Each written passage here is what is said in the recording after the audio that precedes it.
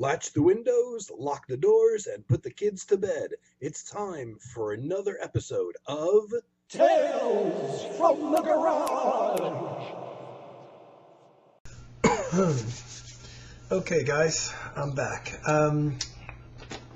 Where do I start? Seems like a long time ago I did my last video, and it was probably actually October 31st, Halloween, which is the day of the year I most look forward to. It's now over. I am not a fan of Thanksgiving. I'm not a fan of Christmas anymore.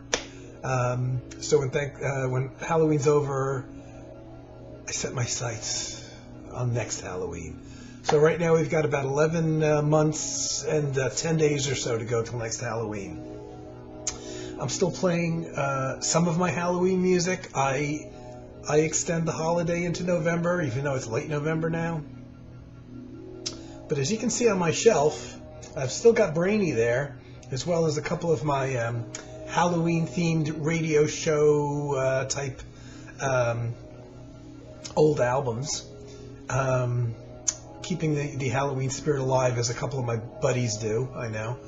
My good VC buddies, my good friends. And actually, doing this video, I think I got the date right. I can't be sure. And I'm hoping I'm going to be able to get this up tonight. I'm not sure if I'm going to be able to do that.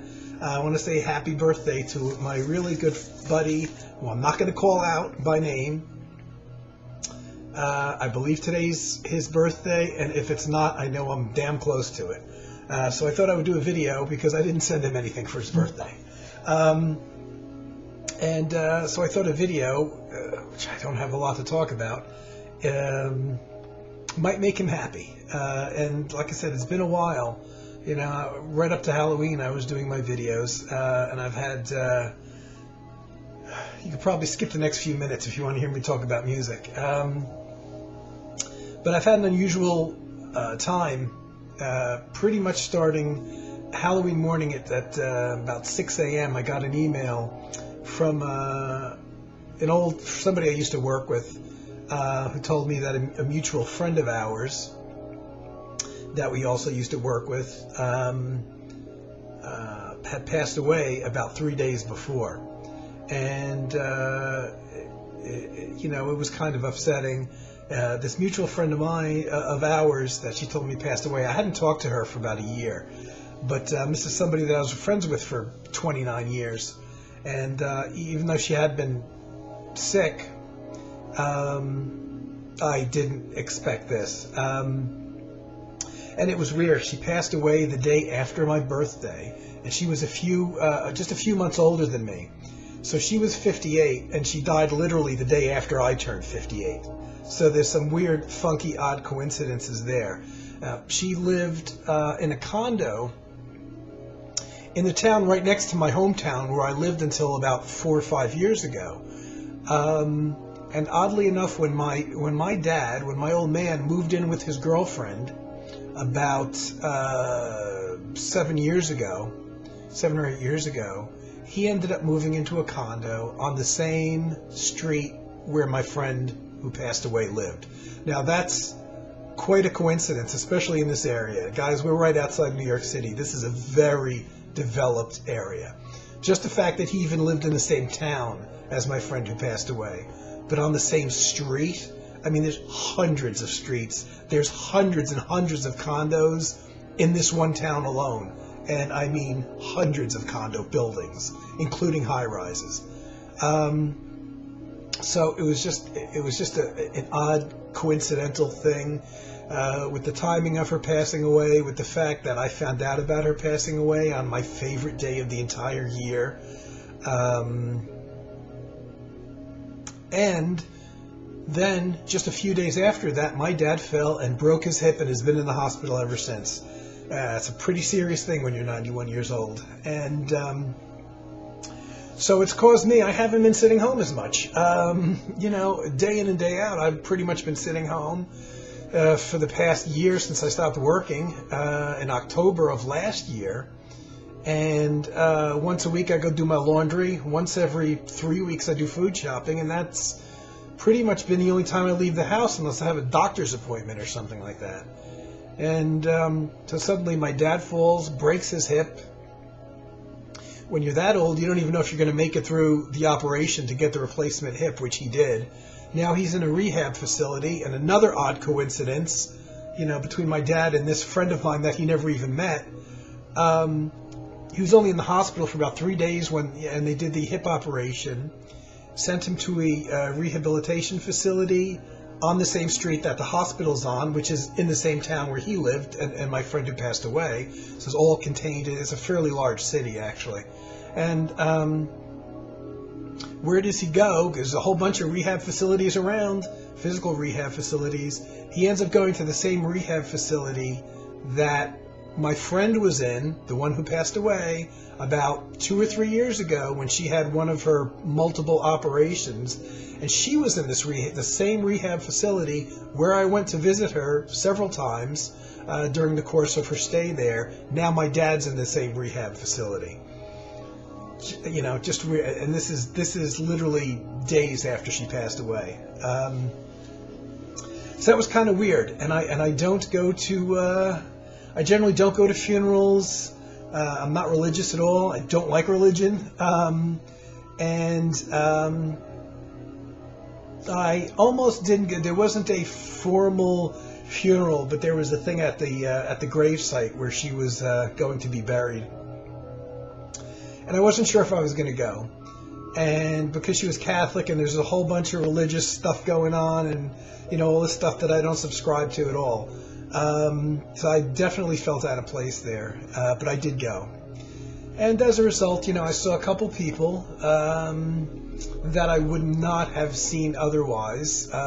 Old mutual friends of ours that, I was quite friendly with years ago when we worked together, and all these people had gone their separate ways. So somebody that I used to spend a lot of my work time with. Just talking in general, and he lived also in that same town where my friend who passed away lived, and my dad lives now. But he had moved away to a couple hours from here in Pennsylvania a number of years ago, so I hadn't seen him. So I got to see him, and he was somebody that I really enjoyed the company of speaking to. So I got to see him and the guy that he lives with. And it was good to see him again. I don't know, his name is John. I don't know when I'm ever going to get to see John again. And it was weird. I saw my friend who passed away, one of her best friends, somebody that she went to school with, that she talked about a lot for the 29 years that I knew her. She's somebody that she talked to on the phone constantly. She lives a couple hours away now. So I'd heard about her, talk about her friend for ages, for 29 years, and I had never met her friend, and I saw her friend there. So and she's buried where her mom is, her dad is, her brother, and so there's some things I didn't. I didn't know. I didn't recall about the family. I knew her mother because her mother passed away only about 9 years ago. And I saw her mom on a few occasions back in the 1990s.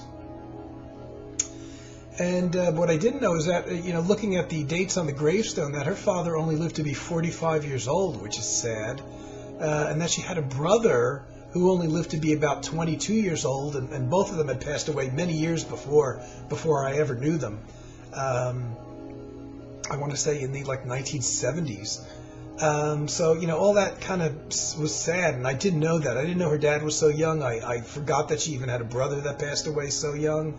And her only sibling that was still alive is a sister who lives in Florida, who they were at loggerheads with each other, and her sister did not come down for her funeral. So that's kind of weird.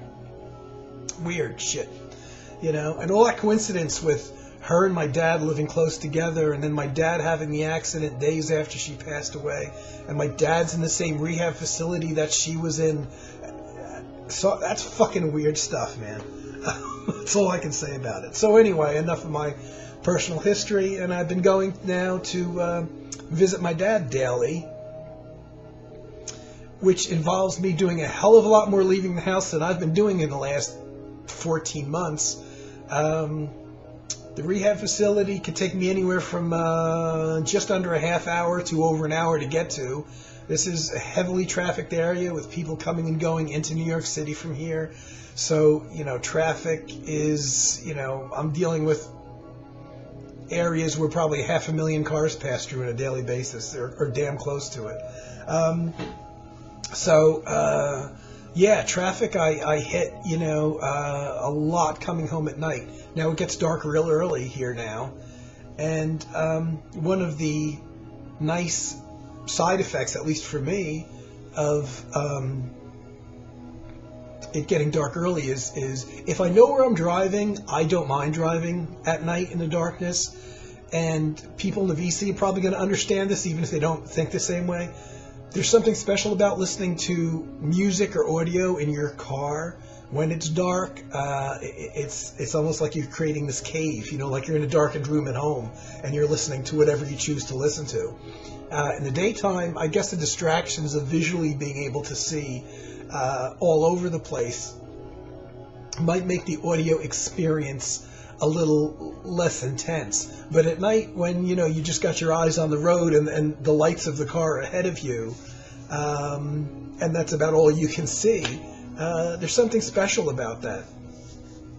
And my dad, pretty much fell and got injured right about the time that it started getting dark here at right about 5 p.m. So most times I'm driving home right around there, a little bit after that in the darkness, and I have this thing in my car that I do. I don't know if it's an OCD thing, but I have an MP3 stereo. My car stereo plays MP3 discs. I don't have to plug in an MP3 player. So, and I've had stereos, luckily, in my last few cars that played MP3 discs. And so I figured out, as far as bitrate goes, when you copy your music into a computer, you can choose a high bitrate or a low bitrate, whatever. And I figured out the bitrate that I can crunch music down to a certain file size, which is 192 is the setting that I use. And I cannot detect a loss in audio quality, and you kind of test that by taking some well-known albums, some albums that well that have, like a classical album or something like that, where there's a lot of audio highs and lows and, flutes and low-end basses and things like that. And you listen to a piece well, and you just check to see if anything is missing from what in there, or the horn's not coming through, or the flute not coming through, or the bass isn't, whatever. And so years ago, I figured out that I could use this 192 bitrate thing, and by doing that, I can fit on one single recordable CDR almost 8.5 hours worth of music.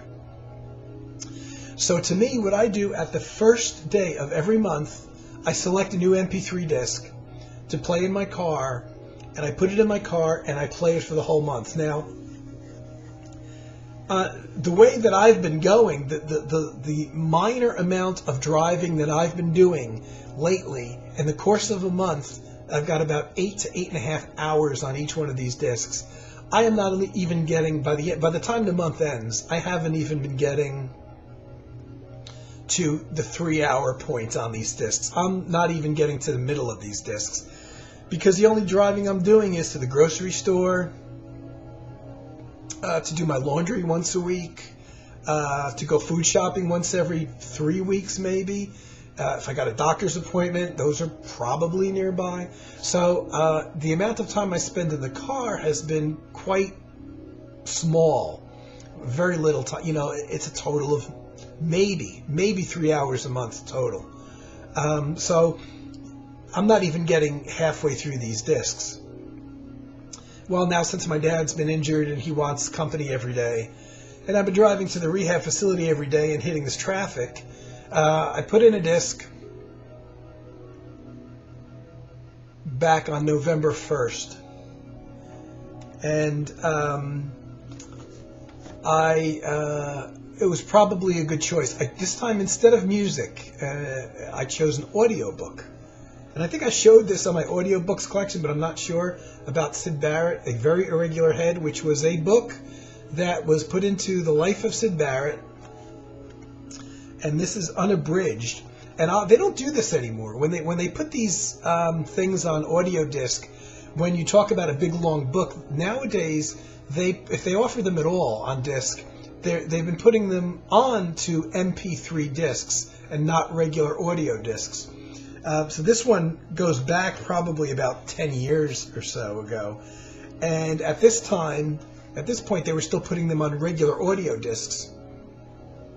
So in this box set, which kind of got crunched from being kind of low on my shelf with a lot of other books piled on top of it, this unabridged audiobook has 11 CDs on it. I couldn't even fit this whole thing onto one MP3 disc. I had to put it onto two. 11 CDs and runs 13 and a half hours. So this will tell you how much driving I've been doing. It's the 20th today of November. I started playing this on November 1st. And I have gotten I'm about 13 hours into the audiobook. I completely went through my first MP3 disc, which was 8.5 hours, more than 8.5 hours actually, because I crunched these files down smaller because it was not music, it was just somebody reading. And I'm at the very end of the what would be the 11th CD, though I have it on an MP3 disc. I'm about 13 hours in with a half hour left, and another 10 days in the month and 10 days of driving this month alone. And I've gotten through this entire book. Isn't that something? That goes to show you how much driving I've been. I've been over 13 hours in the car, because every once in a while I even turn it off and I might catch the news or something like that and listen to the news for a little bit on the radio. So I haven't even been listening to the audiobook the whole time. Wow. So what I've been doing is over the years, I amassed quite a large collection of these MP3 discs that I've made. And I have a general rule that I follow. I generally only have one artist on these discs. I don't mix and match artists. One exception would be the ECM Records Works compilation albums that came out. I took the Works compilations and I put, I guess I fit 10 or 11 discs, I'm pretty sure, onto one MP3 disc of the Works compilations, and those were all different artists. But that's the one exception. I pretty much stick only to one artist.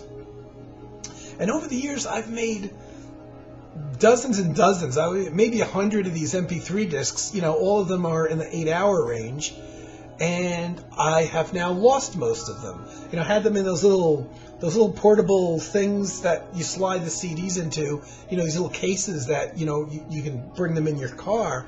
I don't know where the hell I put them. So I've got one case that's got 15 or maybe 20 of these in at most, and I've lost all the others. So every month I am now, in addition to whatever I decide I'm listening to, in the course of my month and my nightly play, I've also been trying to figure out what am I going to listen to next month in my car. So come December 1st, I have to find something new to make an MP3 disc of. And that drives a lot of my listening. Because first I'll think of an artist, but then it's probably somebody that I don't, maybe I haven't listened to the music in a while, and I have to figure out what order to put the albums in. I don't just do them the way they were recorded. I always stick my favorite albums at the top of the playlist, and the ones that I don't like quite as much at the end of the playlist, because on most months I'll never hit the end of the playlist. I'll never even get close to it. So I like to take my favorite albums and put them toward the top by an artist. And usually that means listening to the albums a lot during the course of the month. And so I've got quite a few discs of things like Tangerine Dream, and with Tangerine Dream I'm very particular. I only focus generally on like a specific period, so I'll have a disc of Tangerine Dream, just 1970s period stuff, or 1980s stuff, or the real recent things, or Edgar Froese solo albums, maybe mixed in with Tangerine Dreams albums that are essentially Edgar Froese solo albums. Edgar started doing this weird thing toward the last, I don't know, maybe the last decade that he was alive.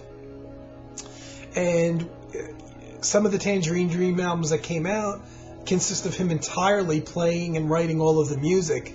And for whatever reason, instead of coming out as an Edgar Froese solo album, it came out as a Tangerine Dream album. So I look at those, and I generally don't mix and match. Here's one of them, and I'm showing this because this is a recent acquisition. This series, this is Summer in Nagasaki. This is one of a 5-disc collection, a thematic group of 5 discs that Edgar Froese did.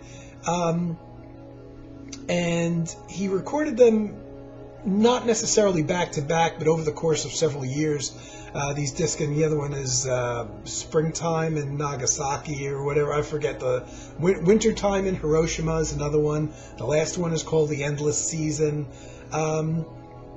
And this is the 4th out of the 5th one I have. I'm still missing one. But out of that series of 5 discs that, they're all instrumental, but they're supposedly a thematic theme. Edgar Froese completely wrote and recorded and plays all the instruments on 3 of them, and 2 of them have other band members in there. So it's kind of weird. So I've kind of, in my mind, I kind of separated the 3 discs that Edgar did on his own, and I'm putting those in with Edgar Froese solo albums, and the 2 discs that he did with the other band members I would put in with the Tangerine Dream albums, for instance, that have other players on them and other writers. So I kind of am very careful to have so many albums, And so, my MP3 discs, when I make them, are very well thought out, and there's a lot of work that goes into them. And just since I'm on the subject, one of their recent albums, they have three albums that Tangerine Dream just put out all together, and I don't have the other 2 yet. But this one, Quantum Gate, which was a long time coming, we knew this was coming for well over a year. I don't know exactly why. They had an EP come out,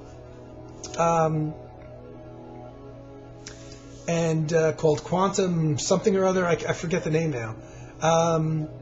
And one of the tracks, they said was going to be on this album. It took this album a long time to come out, and when they came out with this, they also released 2 other albums, which I don't have, at the same time, which to me kind of doesn't sound like a good idea. But this is one of the latest, and this has some participation, it's not clear how much actually, of Edgar Froese, as well as the 3 current members of Tangerine Dream.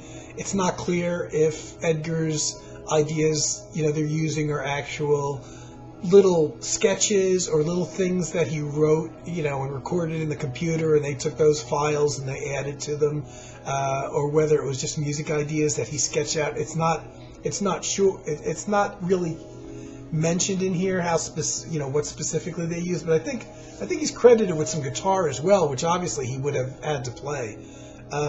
So this is an album that still has a certain amount of his playing on, and one of the other 2 releases that just also came out is also an album that's got Edgar Froese on it, and at the same time they're also releasing other CDs, like the earlier one, Particles, and one called Sessions that's out now, that's just the current members, and they're not using any leftover Edgar Froese material. But it's kind of weird that they're releasing these kind of simultaneously, mixing in things by just the members of the band that remain, and then a side-by-side release with something that contains Edgar's playing as well. Kind of weird. So I didn't pull the album for this. So I was trying to figure out what MP3 disc to make next month to play in my car. And I don't know how I got this idea exactly, but I thought it might be good to play something in my car that I don't listen to at home a hell of a lot. And the reason for that is it's kind of much more up-tempo music than I normally listen to at home. And I had a bunch of these discs. So, and I even just obtained a couple more. So if you guys know who Steve Hillage is, the British guitarist, sometime vocalist, who started off kind of playing with Canterbury guys, and Dave Stewart in his early days, the keyboardist Dave Stewart from Egg and National Health and all those bands. Steve Hillage probably got known to most people. First, he played in some pretty obscure Canterbury progressive rock bands in the early days that were probably more instrumentally than vocally oriented, even though there were vocals on their albums. He really got first known to the kind of progressive rock cult of people that loved the British stuff from the 70s as a member of Gong in the classic era of Gong. Probably to me the best album they did in that period with David Allen and Steve Hillage in the band and Tim Blake on synthesizers was an album called Angel's Egg, which is probably my favorite David era, Allen Gong era thing. Angel's Egg and You are probably their two best albums, but I particularly like Angel's Egg that Steve Hillage was a part of. I kind of stepped back. I didn't know him initially from that. But back in the I want to say 77. Yeah, the date's on here 76. I think I got it in 77. I have the vinyl somewhere, but I forgot to pull it. When I was just heavily into progressive rock and starting to step outside that and get into electronic music, I bought this album on vinyl as a new release called L, and it's probably Steve Hillage's best solo album under his own name, in the progressive rock vein. And it has vocals, and he does a remake of Donovan's Hurdy-Gurdy Man and a remake of the George Harrison song It's All Too Much. But the other four songs on the album are the things that I actually like better than those two songs, which are originals, most of which have vocals, but in a limited way. And I never thought that Steve Hillage made as good an album as this in terms of progressive rock music. His follow-up albums weren't as good. I think they were more groove-oriented and less musical. The interesting thing with L, which was I bought it as a new release, and it was one of the few albums of his under his own name that actually came out in America. This was his second solo album. His first album, I think, was on Virgin, was only available as an import. He very briefly, got an American record contract, and I forgot what label this was on originally. Got a contract in the late 70s, but only came out with 2 albums in America that didn't sell well, and after that you had to buy his albums as imports from the import section because his solo career was kaput in the U.S.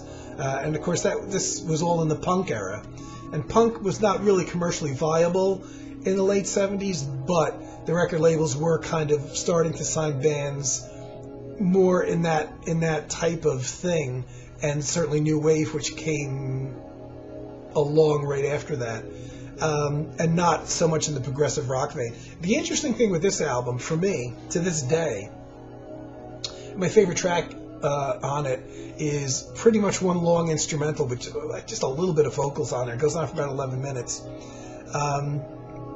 It's called the Lunar Music Suite. It's a 12-minute track. And it has Don Cherry on trumpet. Now, this was the first time I ever heard of Don Cherry. I didn't know ECM Records. I didn't know anything.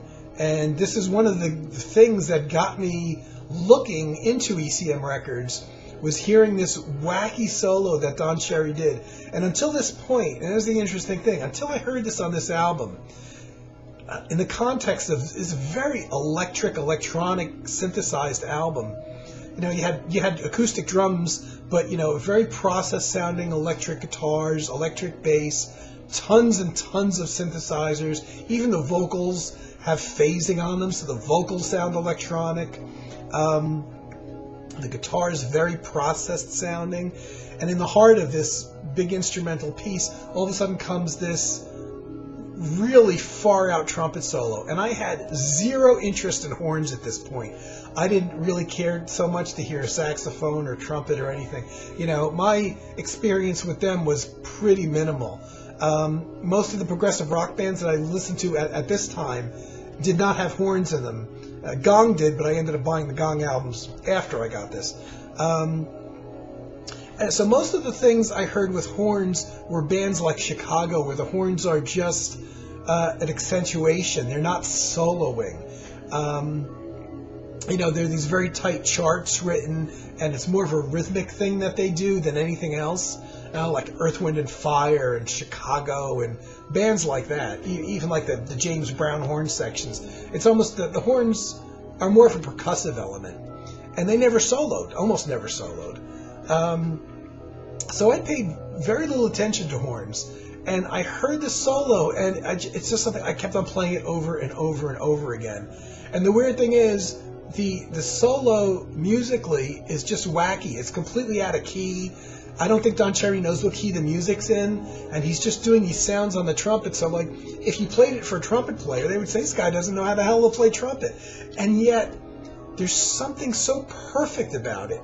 It suits what's going on, and it got me into trumpet. It made me finally understand and appreciate wind instruments of all types. And I started going out and looking for Don Cherry albums, and I found a few, and even Ornette Coleman. And I think I got like an Ornette Coleman and a Don Cherry album, not together, two separate things. I think I got that even before I got into ECM Records. I just hearing this trumpet solo just opened my eyes to the trumpet, and I think I ended up finding a Don Cherry album that was not an ECM album, that was something he had recorded maybe on Atlantic or something, because he was all over record labels.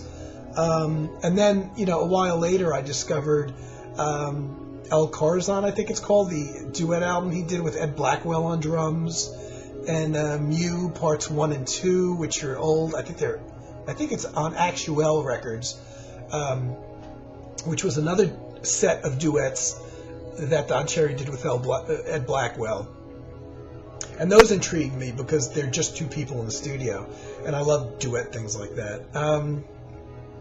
And it really helped open my eyes, and eventually I discovered, the Don Cherry things that he did on ECM Records, including the Cadona Trio, which I did discover a little bit later, but by the time I discovered, and I'm talking about, maybe a couple of years, because I just jumped into this stuff, and I just started absorbing it, and I found a whole new world of music, really through a single trumpet solo on this album.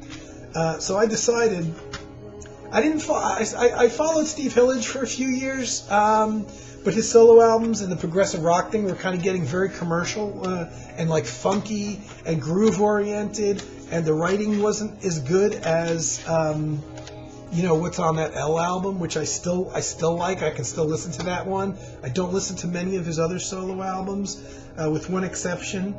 And here's an album that is totally different than anything else he's done in his career, but for those people that like, the Tangerine Dream, electronic, floaty kind of music, I have to, and I didn't get this one until quite a few years after it came out, 1979 album called Rainbow Dome Music, which is two 20-minute, one's 23 minutes, one's 20-minute piece.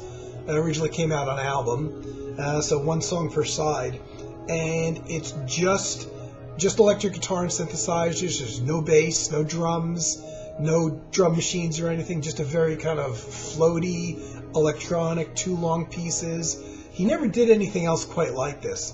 And for those people more into the Tangerine Dream side of things, I'd have to recommend this album as probably being the first thing to pick up, Rainbow Dome Music. And if you're up for hearing Don Cherry and more of a progressive rock thing, this is another classic album of his. Those two, I have to really kind of kind of recommend. And I kind of say I stopped following him by the time the 80s came around, because I had jumped in and started discovering ECM and more acoustic-oriented music before I got back into electronic music. And then quite a few years later, I guess probably once the internet came around, I wondered if he was even still alive. I mean, that's how out of touch I got with Steve Hillage. And I know he was doing a lot of producing at some point. I think I think after the early 80s, I don't know that he was recording solo albums so much anymore under his own name. The sales were extremely poor on his solo albums, I think even in England. And after a while, he started doing this techno thing. I'm not a big fan of techno music. In fact, I'm not a fan of it at all, really. But it was kind of this, it's an outgrowth of electronic music. And I did sample a few things to try to get into it. I bought a couple discs by The Orb that Steve Hillage actually collaborated with. That they're interesting, but I have to be in the mood for them. I have several discs by The Future Sound of London, which I actually like. Those are probably, in techno terms, that's probably the best stuff I've heard. I bought a couple of their albums, but it seems like the music was better on... They would do these these EPs that ran like 30-something minutes long, which were entirely made up of like 7 or 8 remixes of one song. But these remixes were so drastically different from each other that sometimes you can't even believe it's the same song, because sometimes they take out the drums completely. And so some of the Future Sound of London stuff was quite interesting. But it comes across the same problem that I have with most techno artists, and that's like, I don't know how many of these guys actually even play an instrument. I get the feeling that a lot of these guys, well, I know for a fact, not necessarily the Future Sound of London, but a lot of these techno guys don't actually play any instruments. Everything is done in computer with samples they take off of other people's records, and they loop, and they add drum beats to them, which are just... rhythm loops that you can do in your computer, so nobody's actually playing drums. It's not even a drum machine that's playing. And I still kind of like my guys to be hands-on. I don't mind electronic music, but I like it to be played, on a keyboard or whatever. But I found out that Steve Hillage got involved with electronica or techno music, or whatever the hell you want to call it, probably back in the 90s, sometime in the 90s. And I bought a couple albums with them, and because it's so up-tempo, I tend not to listen to them so much at home, but I thought it would be the perfect thing to maybe put on one of my MP3 discs from my car. So I had a bunch of them, and I started listening to them again in the last few weeks, actually. And so when he started his techno problem with his longtime girlfriend, Maquette, I think is how you pronounce her name, who they've been together since the 1970s. The first disc I bought, and I bought because it was a 2-disc set, was called System 7, or in this case 777. He doesn't go under his name anymore. He goes under the name System 7, which is generally just him and his girlfriend, and sometimes other collaborators, like the guys from The Orb, collaborate with him. But a lot of the music is just him and his girlfriend or wife. And the first one I bought was Fire and Water. And basically, it's an interesting concept. I like the concept, and I like the fact that there was 2 discs full of music on here. And the first disc is called Fire, and it's the more up-tempo version of a bunch of tracks. And the Water disc is the same tracks, but done in a more down-tempo way. So it's basically the same tracks with a completely different mix, lower key. Sometimes the percussion's completely taken out, and it's kind of spacey. And it's probably the best example of what he does as System 7, because he tends not to do much low-key stuff. The problem with a lot of the System 7 discs and a lot of techno music in general is a lot of it sounds like a rhythm track that's missing a vocal or has no melody or lead line, and it's just the, electronica when you take drugs and you dance, at the rave. This is that music. It's bump, bump, bump, bump, bump, bump, bump, sometimes for 75 minutes, and it's basically a rhythm loop. And when it's bad, it's pretty bad, and that includes System 7. Sorry, Steve. There's not much guitar playing on a lot of these, and he's primarily a guitarist. But still, this is probably the best example because you get to hear the typical System 7 album, which is the thumping techno stuff. Sometimes really bad, sometimes it's catchy and it works. But also, with the Water disc, he takes the same material and calms it down, and it's lower key. And the lower key stuff especially is probably really good in the car. I mean, I'm going to find out because I'm going to make a disc out of it. So I started picking up some of these. This is almost entirely instrumental. I bought this other disc just called 777, which is also a System 7 disc from '91. And there's a lot of collaborators on here, mostly the guys from the Orb, and a whole bunch of techno people, I guess, that I don't know who they are.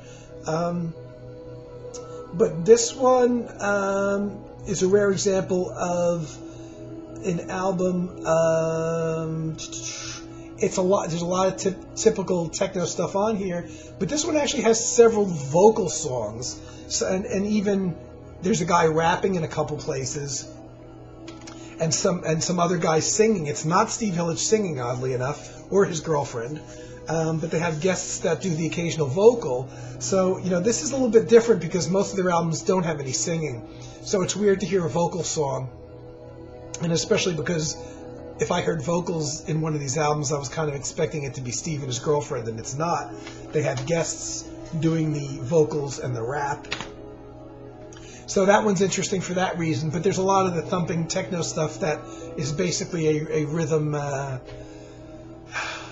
like a rhythm thing without any melody kind of thing. I bought another one of theirs. Over the years, I bought quite a few. This one, what the hell is this one called? Oh, Golden Section. I don't know what that refers to. The interesting, unique thing with this one is this is another one, no vocals. A lot of the thumping rhythmic music it's really made for raves, it's made for dancing for the most part, but if you play this stuff at not incredibly loud volume levels in your car, if you're not blasting it when you're driving somewhere, it's so simple you can kind of not focus on it and daydream, if that makes any sense, because it's so simple, it's not complex that necessarily draws your attention to it.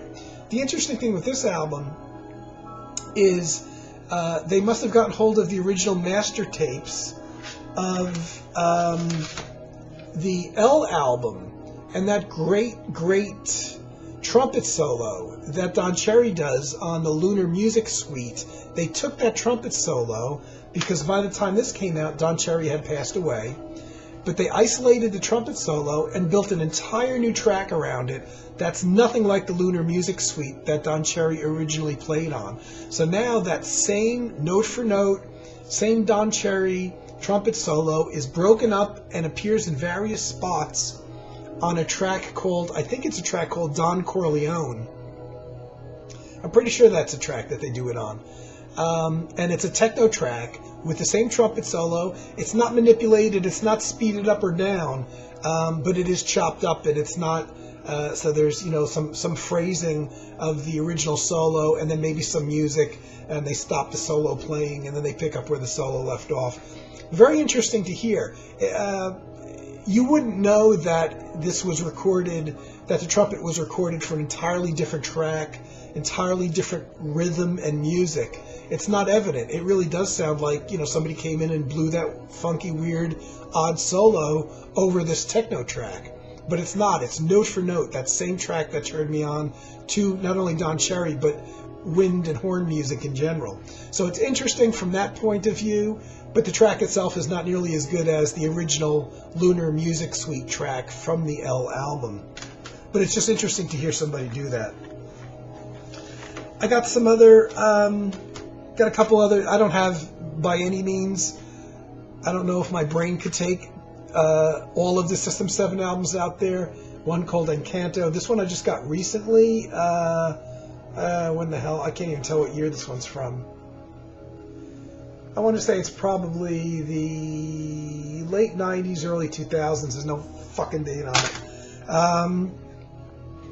And here's one from 2000 that I just got too recently, called The Power of Seven. The last two albums are I got together, and I just got recently, and I've been listening to them just because I needed enough to fill one of my MP3 discs. I didn't have quite enough albums to fill that eight-hour chunk of stuff, of space that I have on a disc. So I bought a couple of their other albums that I didn't have, but they're both, there's some catchy tracks on there, but both of these are a lot of the thumping techno, techno rhythm stuff that, honestly, Steve Hillage is a pretty decent musician, and I think he could spit out an album like this in a day, to be completely honest with you.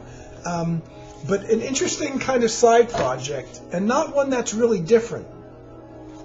But back in around 2005, Steve Hillage and his girlfriend Maquette decided to make another techno album, but not call it System 7.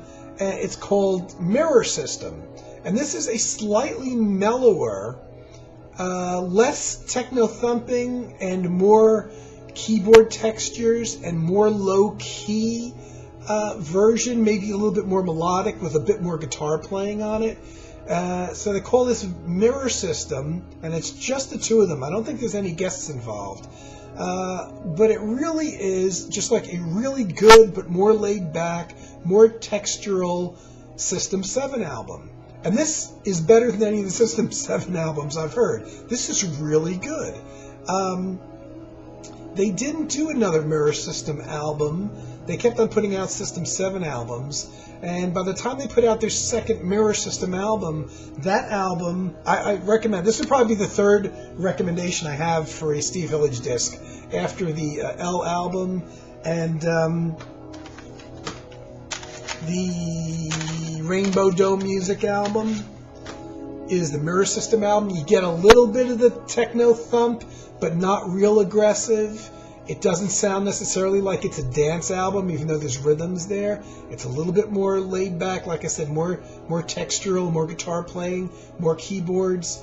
By the time they did, and this is from 2005, by the time they did the next Mirror System album, it wasn't an album of original material. I didn't buy it because it was just them doing remixes of other people's songs. And I don't know why they even would call that a Mirror System album. But just in 2015, they finally made another Mirror System album of mostly their own original material. There's a couple guests. Alex Patterson from The Orb collaborates with them on one track. They collaborate with another musician on a couple tracks.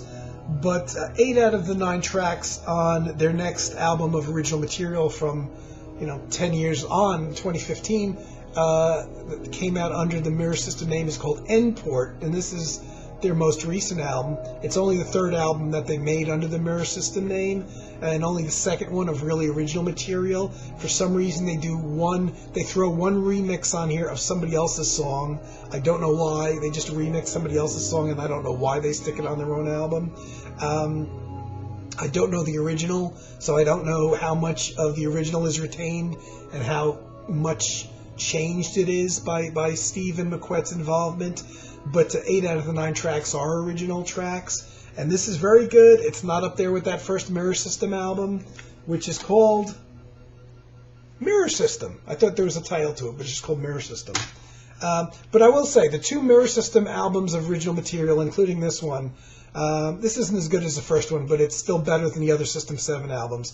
I'm putting at the start of my my System 7 Steve Hillage MP3 compilation, because those 2 Mirror System discs are really the better. They do retain qualities of electronica, but even this recent one, this Endport thing, has a lot more texture to it, a lot more keyboards.